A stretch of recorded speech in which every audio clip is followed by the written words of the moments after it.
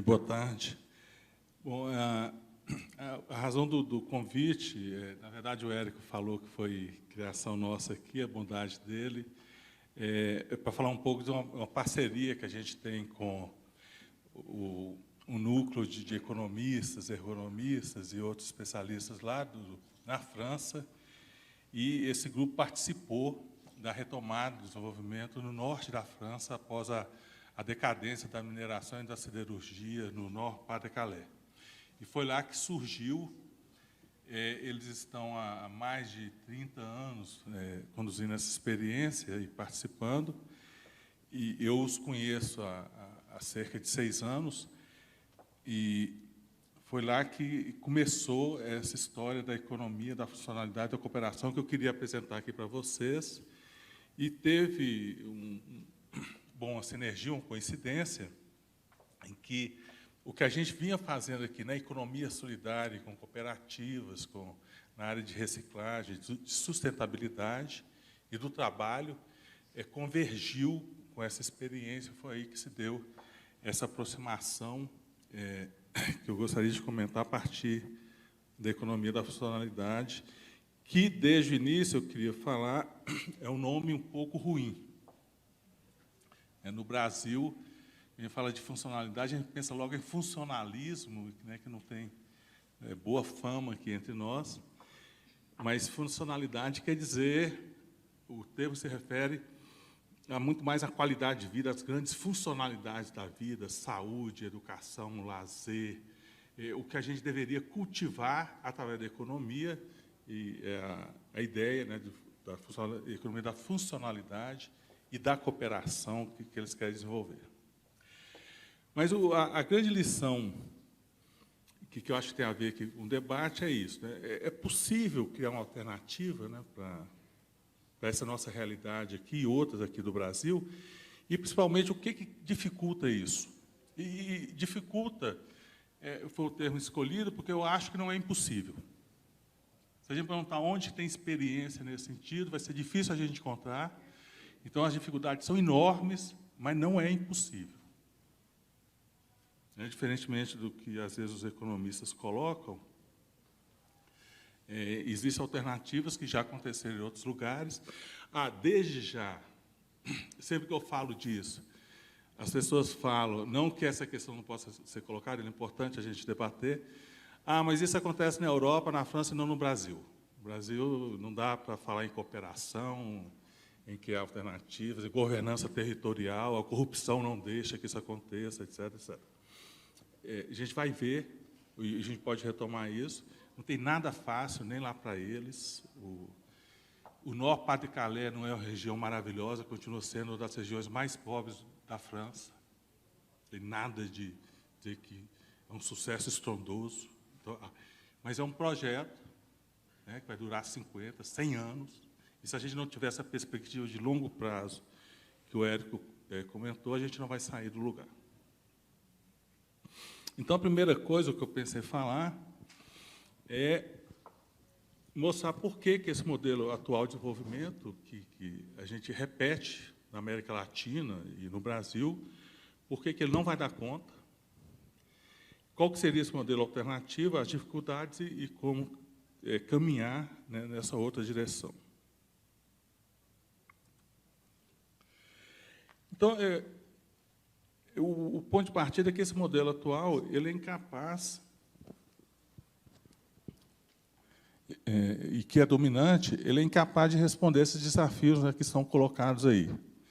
Desenvolvimento sustentável em todos os sentidos, do ambiente, sociais e da própria dimensão humana do trabalho, que vai ser mais aprofundado pelo Anderson e que o Érico já começou a falar. Ninguém se sente bem do trabalho, as taxas de suicídio aumentam, o sofrimento mental é a segunda causa, os transtornos mentais de afastamento hoje, a segunda causa, em alguns lugares é a primeira causa, como aqui na UFMG. E a gente não sabe muito bem como lidar com isso, e é claro que a gente não vai conseguir resolver essas coisas aqui dentro desse modelo econômico que causa os próprios males, né, e a gente sabe muito bem de onde que isso vem. Então, esses impasses, a gente pode elencar pelo menos 4 impasses, grandes impasses desse modelo, é por que a resposta não pode ser obtida dentro dele. A primeira coisa é que o crescimento, o desenvolvimento econômico é baseado no crescimento do consumo. E o planeta já esgotou a capacidade, não tem jeito mais. Obsolescência programada, etc. O desperdício é enorme. Bom, tudo isso aqui que a gente já sabe. E dizer que a gente vai resolver isso com a economia circular é nos enganar, achando que a gente vai manter o crescimento circulando matéria-prima dentro do mesmo modelo econômico. A solução desse dilema é reduzir matéria-prima e reduzir base material, que depois eu vou comentar. O segundo grande impasse é o problema da cadeia de valor. O Érico tem razão em dizer que a gente está vivendo um momento em que a inteligência é mais importante do que o capital. O problema é que o capital compra a inteligência. E qual que é a arte do capital? A gente faz um investimento local, investe em TI, etc., em startup, coloca esses meninos para ficar trabalhando 30 horas por dia, durante 1 ano, 2 anos, acabando com a vida deles, e aí um aparece no meio de 1000, o capital vem, daqui, é claro, ele está rico, resolveu a vida dele, está com seus milhões embolsados, etc. Mas não é isso que a gente tem para o desenvolvimento territorial e local. Isso não vai resolver o nosso problema. Resolve muito bem o problema do capital, que não sabe como investir e não tem essa inteligência social distribuída, mas ele é que se aproveita disso. Eu trabalho muito com os catadores, e o problema que a gente coloca é esse. Como tirar os catadores dessa cadeia de valor internacional, porque eles estão alimentando a Alcoa, os grandes grupos internacionais, Saint-Gobain, etc., que se alimenta da pobreza aqui para manter a economia circular funcionando em escala global. Então, a gente tem que dar um jeito de sair disso aí. Senão, não tem saída dentro da cadeia de valor. Outra coisa é a intensificação da concorrência e da competição. É por isso que se chama economia da sustentabilidade e da cooperação. Nós fomos criados num mundo que diz que competir é o melhor. É na competição que a gente tira o melhor de si, o melhor de cada um. O modelo de gestão hoje das empresas é uma gestão pelo conflito. Os modelos de gestão instituem o conflito para jogar um contra o outro. O sistema de metas hoje utilizado nas empresas, a governança corporativa, é para instituir o conflito. E eles fazem isso de forma pensada, tá? Não é por erro, alguém que errou a definição de metas, etc. Eles acreditam que companheirismo é folga, cooperação é maneira de esconder incompetência. Não é fonte de competência de solução. Então, quanto mais as pessoas forem competitivas, competir um contra o outro, conflito sempre existe. Uma coisa é gerir o conflito e outra é gerir pelo conflito. É bem diferente. E aí as pessoas sofrem, a ponto das pessoas hoje se qualificar. Ele é meu inimigo dentro da empresa, quando eles deveriam estar cooperando, eles são tratados como inimigos, dependendo da forma como a gestão é criada. E essa gestão financeira, que também a gente conhece muito bem, que suga toda essa riqueza criada e não investe no desenvolvimento local, porque não consegue ter uma taxa de rentabilidade de 12%, 15%, quando a gente poderia conviver muito bem com uma taxa de 5%, 6%, não tem problema nenhum, manter uma economia, uma coisa que se existia na Idade Média, o que é a taxa de juros justa, a gente não consegue fazer hoje. Então, em suma, esse novo modelo, ele não dá conta de todos esses objetivos que a gente deveria atender, se a gente quer uma sociedade saudável, pessoas saudáveis, um ambiente saudável, e todas essas demandas que são colocadas, não vou repetir aqui, o que já foi bastante discutido, dentro do modelo econômico de desenvolvimento, e aí, seja partido de esquerda ou de direita, a gente repete o mesmo modelo, a gente não consegue sair do lugar. Então, que novo modelo, né? O que colocar, se isso não funciona, o que colocar no lugar? Então, a primeira coisa é sair dessa lógica de volume, de produção de quantidade, e começar a pensar em soluções que vão estar centradas na performance de uso, na utilidade, e não na quantidade. E isso necessariamente tem que ser centrado no território. Então, a economia da funcionalidade da cooperação, a definição básica, essencial dela, é procurar essas soluções que funcionam, que têm uma pertinência para as pessoas, para quem produz, para quem recebe aquele produto, aquele serviço, tem que ser recíproco. A gente vive numa sociedade duplamente alienada, que o agricultor morre do agrotóxico e a gente morre comendo o produto que ele produz, obviamente isso faz sentido algum. Não tem nenhuma pertinência nem de um lado nem do outro. Então, a gente tem que procurar isso, né? O que a gente está querendo e como fazer isso para atender, né, a todos nós. Né? Como produzir mobilidade, não meios de transporte. Como produzir saúde, não apenas proteína. E isso tem uma série de coisas que a gente pode discutir, que a forma de funcionar é nessa integração entre os bens materiais e o serviço que os bens materiais prestam. A finalidade do carro não é a gente ter um carro, é que o carro nos ajude a ir de um lugar para outro, com certa rapidez, etc. Essa utilidade a gente não consegue preservar hoje. Detalhando um pouco mais, essa economia são 4 pilares que a caracterizam. Essa dinâmica servicial, eu vou discutir um pouco, o efeito tesoura. No território, como implantar esse sistema de cooperação no nível dos empreendimentos e a questão da governança, né, que já foi comentada. O que é essa dinâmica servicial? Eu vou tratar isso aqui através de exemplos, e depois, se for o caso, a gente pode discutir, aprofundar mais teoricamente. Então, no caso do alimento, a gente fala de alimento não é por acaso. Em primeiro lugar, porque é a nossa vida, né? Ninguém sobrevive sem isso. Os indígenas têm um livro belíssimo, do Davi Copenau, o Yanomami, que fala que economia para ele é barriga cheia. A economia deveria preocupar com isso, né? É impossível ser humano se você não consegue se alimentar. E a gente gostaria de ter a barriga cheia e saúde, não morrer, né, do nosso alimento. Mas tem um exemplo clássico, né, mesmo dentro da economia capitalista, que é o que a Michelin faz. Então, a Michelin, para resolver aqueles conflitos, aqueles dilemas, passou a vender quilômetro rodado com pneu, em vez de vender pneu. Por que é mais interessante, né? Porque quem compra aqueles pneus, está falando de pneus de caminhões, né, de pesado, peso pesado, eles querem aproveitar aquilo o máximo possível. E a Michelin ganhava como? Quanto mais ele gastava pneu, mais ela vendia.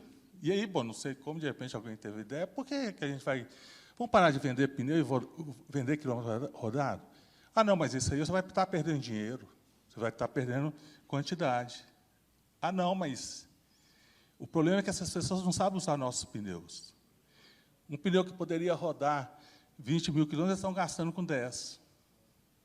Então, além de vender o pneu, nós vamos vender como usar bem o nosso pneu. Eu vendo o bem e o serviço.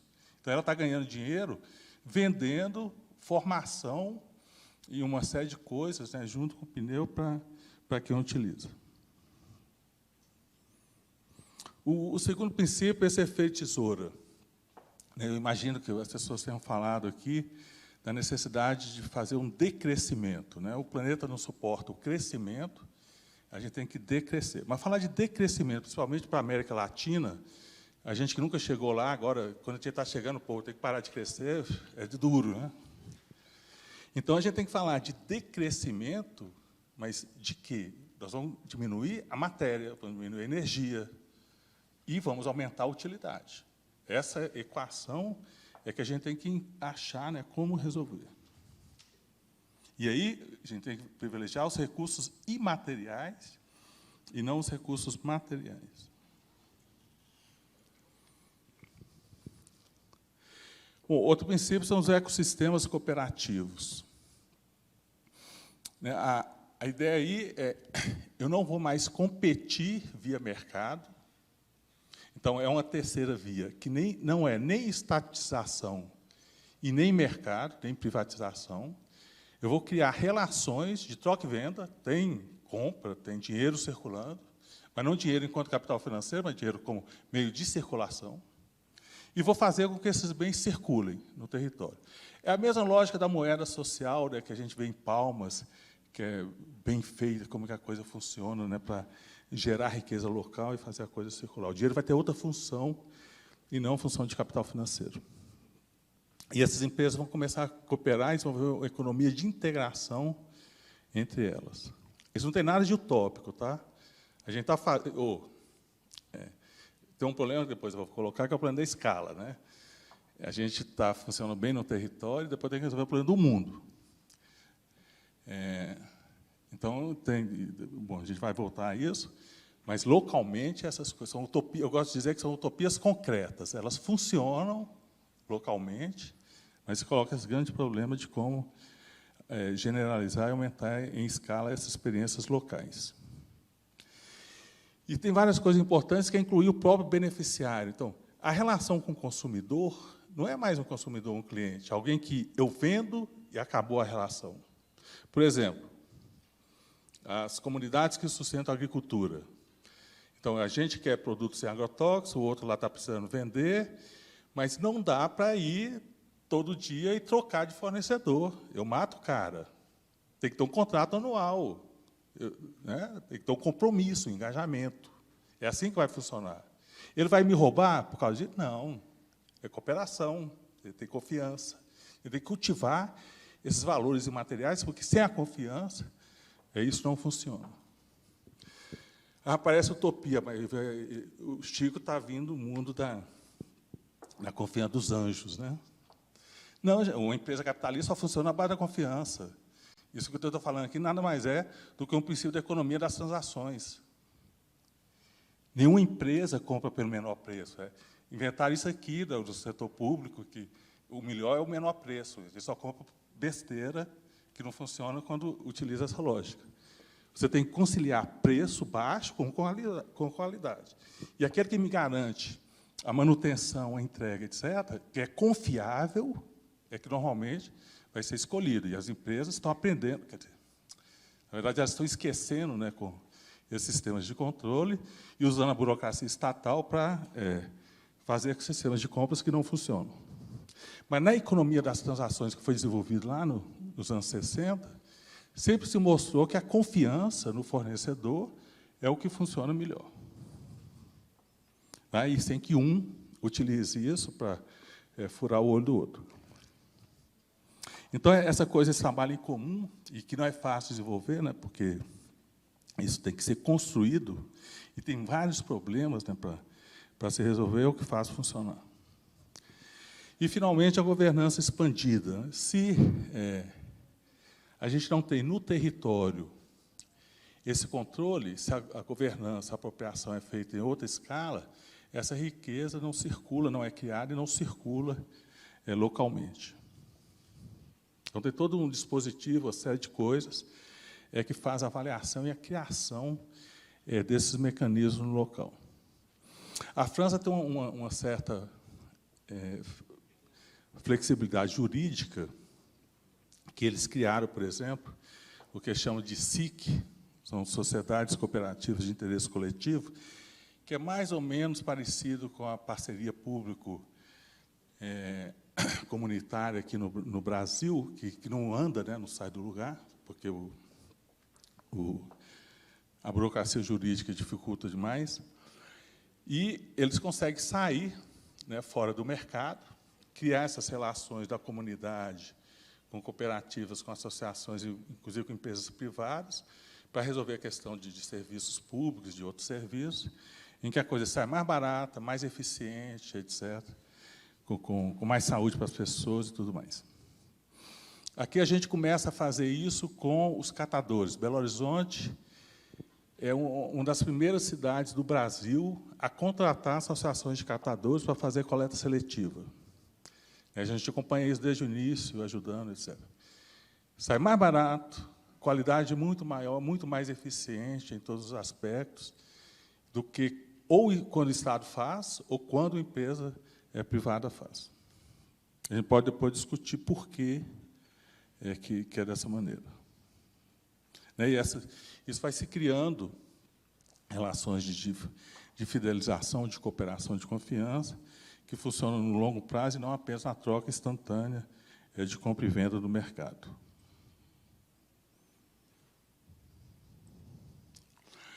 Bom, o terceiro ponto. Que dificuldades, então, a gente encontra? Né? Por que é tão difícil andar com isso? Primeiro, o mito do desenvolvimentismo. Né? A gente não consegue pensar de uma maneira diferente. Muda partido, muda governo, e a gente sempre nessa lógica desenvolvimentista, achando que essa é a única maneira de resolver os problemas. Né? A grande oportunidade histórica que nós perdemos com a esquerda no poder tem a ver com essa política econômica que eles adotaram. É claro que a esquerda fez o jogo dela, mas a gente tem que avaliar os nossos erros históricos também. Não pode dizer que o fracasso é só do outro. Né? Eu acredito que a maior parte é nossa, inclusive. Outra dificuldade que sempre eles falam no Brasil, o município não tem capacidade de gestão. Eles não conseguem fazer um plano de saúde, de gestão municipal de resíduos, não conseguem fazer nada. Verdade. Eles não conseguem fazer nada. Não conseguem aproveitar a CFE bem, desviam, tem corrupção, tem de tudo. E aí? Isso é um resultado histórico, secular, que nunca criou essa governança local. Isso não quer dizer que ela não seja possível de ser criada. E a solução está aí, e não constatar esse momento, tirar uma fotografia desse momento e dizer que nós somos incapazes. Historicamente, isso foi construído dessa maneira. E isso não quer dizer só gestor público, não. Essas experiências francesas aqui que eu mencionei, o Estado veio depois. Foi a sociedade civil, o movimento social, grupos que se organizaram, fizeram acontecer. Quando o Estado viu, opa, tem alguma coisa acontecendo, ele chegou. Ele chegou depois, ele não chegou no início, não. E é assim que a gente está fazendo no Santa Teresa e várias outras coisas com os catadores. Aí, quando ele chega, vai chegar de uma outra forma também, cooperando com as pessoas e não apenas tentando conduzir esse processo de fora. Bom, o problema de longa duração, né, que eu já comentei. Tem outra dificuldade, que são as práticas de acompanhamento. Então, esse pessoal na França desenvolveram uma expertise de acompanhamento que é diferente do que a gente faz na universidade. Programas de extensão são incapazes de fazer mudança no mundo real. A gente não consegue, isso que a gente faz aqui da universidade, para fora. Os organismos lá fora não conseguem, porque eles têm uma concepção tipo SEBRAE, eles não conseguem fazer porque eles não conseguem desenvolver localmente. Então, são aquelas ações sempre ineficazes que não dão resultado. Os bancos de desenvolvimento, pior ainda. Eu venho da região do Norte de Minas, que é o lugar dos fracassos das intervenções governamentais. Né? Historicamente, a gente acumula todos os programas fracassados. Então, a gente tem que mudar essa maneira de acompanhar o que é acompanhar o desenvolvimento. Né? Tem metodologias, competências, dispositivos para se fazer isso. Por exemplo, nesse projeto que o Érico mencionou, é a primeira vez, uma ideia idiota, né? Parece uma coisa genial. A gente só montava projeto de extensão, de intervenção, com pesquisadores daqui. Agora não. É metade daqui e metade da cidade, do município. É claro que eles é que vão conduzir esse processo, não a gente. A gente, de vez em quando, ir lá, a gente vai promover alguma mudança, e a gente sempre acreditou nisso, né, que a gente era capaz de fazer isso. Bom, e, finalmente, esse problema da escala, né, que eu mencionei. Tudo bem, isso funciona na Secocesola, na Venezuela, funciona ali, funciona com os catadores aqui, funciona com o MST, em alguns lugares. E aí? Mas como que a gente vai resolver o problema do Brasil e do mundo? Onde tem escala para se fazer isso? E aí o risco é de achar que a estratégia da escala é a única solução. A solução não é aumentar a escala, é aumentar a difusão por outros mecanismos de contaminação, de rede, etc., e que vai ser pouco a pouco que essa coisa vai se contaminar e vai mudar, pouco a pouco, sem imaginar que, em 5 anos, com um gesto, com um ato, a gente vai obter grandes transformações. Essas grandes transformações são possíveis. O PT conseguiu transformar a indústria da carne brasileira, se não é a maior, é a segunda maior do mundo, em pouco tempo. É possível fazer isso, destruindo todos os outros abatedouros, colocando todos os produtores de carne à mercê disso, matando, afastando 20% da força de trabalho, de adoecimento. É possível, mas não é isso que a gente quer, isso não é a sustentabilidade que a gente defende. Então, a gente tem que se contentar com a pequena escala, com o resultado de 50 anos, do que achar que, num governo, a gente vai fazer a diferença. Bom, como caminhar, então, nessa direção, né? E aí é um pouco a experiência dele, do que a gente gostaria de repetir, de reproduzir aqui em alguns locais, que a gente já está começando a fazer com experiências isoladas, mas não de uma forma articulada como deve ser. Articular, partir localmente, e a alimentação sempre ocupa um lugar central. E, para a gente, diferentemente deles, o resíduo, porque lá eles encontraram uma solução para os resíduos, que não é a solução nossa. A solução deles é queimar. A incineração está querendo chegar aqui. Se a gente não resolver, não encontrar uma solução, vai ter incinerador para queimar o nosso lixo. Se a gente não construir essa alternativa no território, com os catadores que são capazes de fazer essa coleta. Me passaram um dado que foi falado aí, que o Brasil recicla 1%. Recicla 1% é o sistema oficial, tá? Com os catadores recicla 12%. Onde tem catadores, na pequena cidade não tem, mas em Belo Horizonte, São Paulo, etc., a reciclagem é muito maior do que o sistema oficial consegue pegar. Aí o turismo, com outra base, não o turismo de massa, que não funciona, atividades culturais, e desenvolver e integrar a atividade industrial a essa agricultura e ao serviço, dessa maneira de produzir bens materiais que ofereçam serviço, não achar que a indústria ou a atividade industrial, por si só, que normalmente tem que ser direcionada para fora, e não como apoio interno, ela possa resolver os problemas. Isso aqui é apenas o início, tá? E a educação e tudo mais, saúde poderia ser incluído dentro desse movimento, né? Normalmente, assim, por círculos, que isso vai se ampliando, e não através de um projeto, de um setor, que vai ter uma mega empresa que vai puxar a economia ou desenvolver apenas um setor.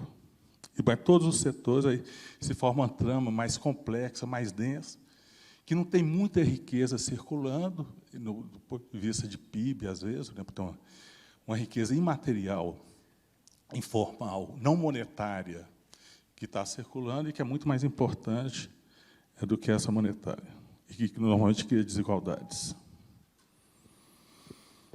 Bom, esse movimento ele se dá normalmente, essa integração, através de 2 trajetórias, né, que, no final, elas vão confluindo. Primeiro, uma dinâmica empresarial por negócio, né, por empreendimento, que vai criando esses mecanismos de performance de uso.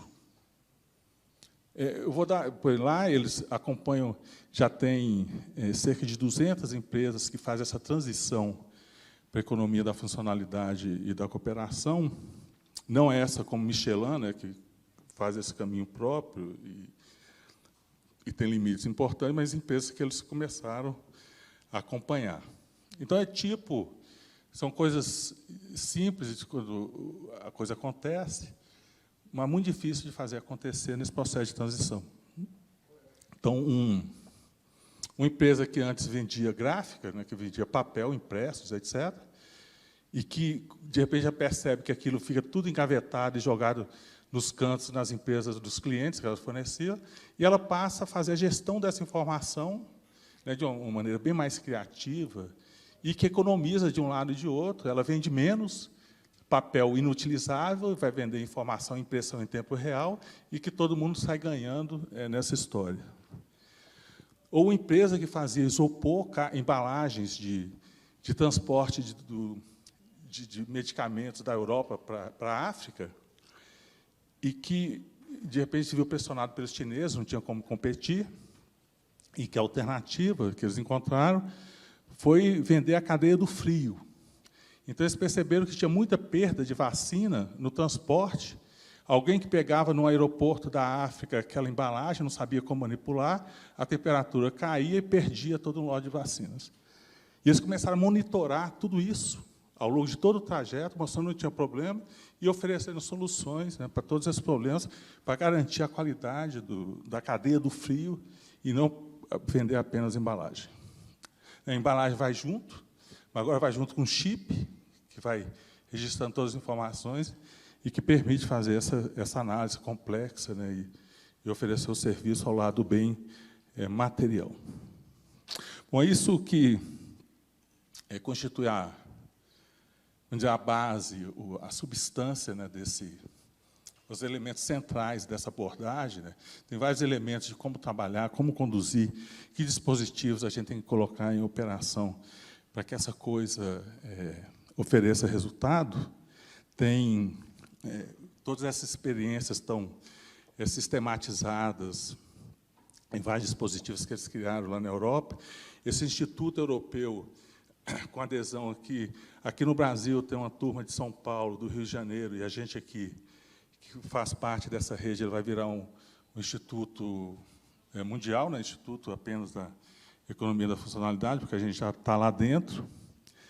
E tem uma série de dispositivos de clubes, conferências, associações de atuação política, que estão articulados em torno dessa noção, né, de economia da funcionalidade. É um projeto amplo. E o interessante é que, passando o gancho aí para o Anderson, pelo menos é o único modelo que eu conheço de economia que vai de tratar a economia de verdade, porque eu nasci na economia solidária. A economia solidária tem muito de solidariedade e pouco de economia.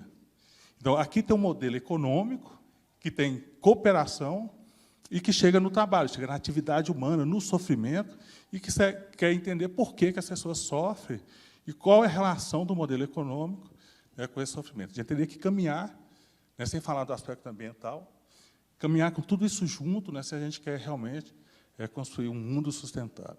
Obrigado.